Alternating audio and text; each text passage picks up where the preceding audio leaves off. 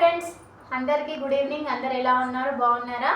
నేనైతే మధ్యాహ్నం వీడియోలో బ్లౌజ్ కటింగ్ చూపించాను కదా. స్టిచ్చింగ్ చేసేటప్పుడు వీడియో తీసే వాళ్ళు ఎవరు లేరు. మా పాపకి అంత ఓపిక కూడా లేదు, జ్వరం వచ్చింది కదా.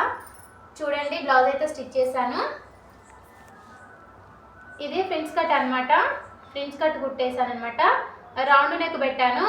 బోట్ నెక్ అయితే చిన్నగా అవుతుంది, మెడలో ఏం వేసుకుంటే కనిపించట్లేదు అన్నందుకు ఈ విధంగా యూ షేప్ మోడల్లో పెట్టాను అనమాట. ఫుల్ హ్యాండ్స్ ఇచ్చాను. చూడండి, చాలా నీట్గా పైపింగ్ కూడా చాలా నీట్గా వచ్చేసింది. చూడండి బ్లౌజ్ ఎంత నీట్గా వచ్చిందో. బ్యాక్ సైడ్ చూపిస్తాను చూడండి. ఇలా ఇలా హుక్స్ వచ్చేస్తుంది అనమాట. ఇక్కడ ఒక హుక్స్ వస్తుంది అనమాట.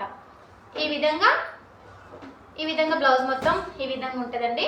మనం పర్ఫెక్ట్ బ్లౌజు కుదిరిందా కుదరలేదా అని ఎలా తెలుసుకోవాలి అంటే చూడండి, ఈ చంక దగ్గరికి రానన్న, ఈ చంక దగ్గర స్టిచ్ అనేటివి రెండు సమానం రావాలండి.